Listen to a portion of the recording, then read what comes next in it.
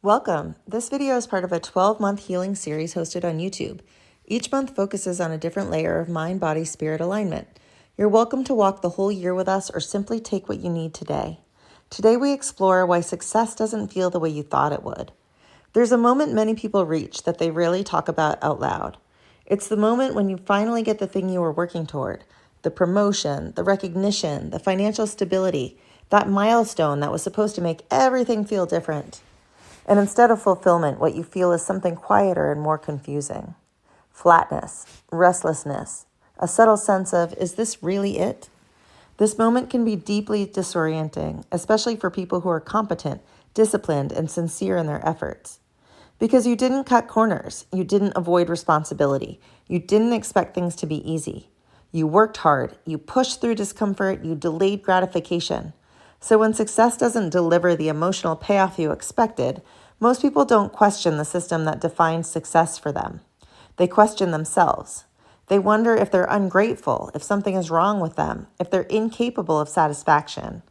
But this experience is not a personal failure. It's a predictable human response, and it's one we understand quite well from both psychology and neuroscience. There's a well-established phenomenon in psychology often referred to as hedonic adaptation. In simple terms, the human nervous system is exceptionally good at normalizing improved circumstances. When something positive happens, a raise, an achievement, recognition, there's a temporary emotional lift. But the brain and nervous system recalibrate quickly. What once felt exciting becomes baseline. What once felt meaningful becomes expected. This isn't because humans are ungrateful. It's because our nervous systems evolved for survival, not sustained satisfaction. From an evolutionary standpoint, staying hungry for what's next was adaptive. It kept us moving, it kept us alert, it kept us alive. The problem is that modern success culture exploits this mechanism. It promises fulfillment through external markers, status, productivity, visibility, while quietly relying on the fact that none of these will ever feel complete. There will always be another milestone, another comparison, another bar to clear.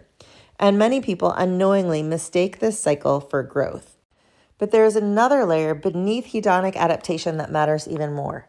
Decades of research in motivation science, particularly work around intrinsic versus extrinsic motivation, show that external rewards are unreliable sources of long-term fulfillment. They can motivate behavior, they can drive performance, but they do not reliably produce well-being. What does correlate with fulfillment is internal coherence, a sense that your actions align with your values. Your goals reflect what actually matters to you.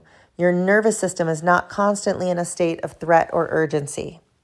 When success is pursued primarily as an external outcome, something to earn approval, safety, or worth, the nervous system remains in effort. And effort can produce results, but it does not produce peace. This is a pattern I see repeatedly in high-achieving people. Executives who have reached the top of their field and feel strangely disconnected from their bodies. Athletes who achieve peak performance and then experience a profound sense of emptiness afterward. Parents, leaders, healers, creators who have done everything right and quietly wonder why their lives feel so tight inside. Often what they're experiencing is not burnout in the dramatic sense, it's misalignment. Their lives may look successful on the outside, but internally there's a lack of coherence between what they are doing and what their nervous systems can actually sustain. This is why success often feels urgent instead of nourishing. Urgency is a nervous system signal. It indicates that something is being pursued as a form of safety, not expression. Many people use success unconsciously as a strategy for belonging. If I achieve, I'll be accepted. If I perform, I'll be valued.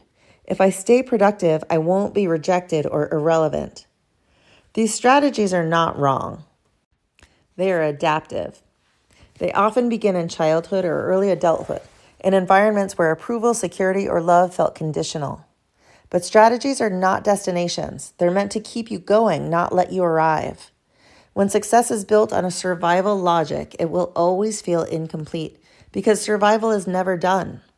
This is why the goalposts keep moving. You reach one milestone and feel relief for a moment. Then the nervous system looks around and asks, what's next? That cycle is not evidence of ambition. It's evidence of unresolved safety needs being managed through achievement.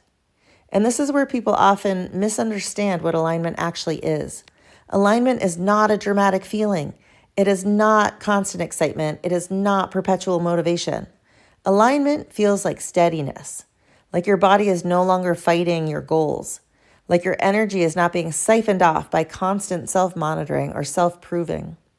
When success costs your body your peace or your truth, it is asking too much.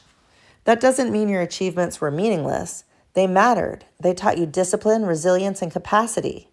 But they may not be meant to define the rest of your life. This month is not about rejecting success. It's about becoming conscious of it, about noticing whether what you're chasing is actually supporting the life you want to live or simply keeping you busy enough not to ask the deeper questions. Awareness is not failure. It's the beginning of alignment. And alignment begins the moment you stop assuming the problem is you.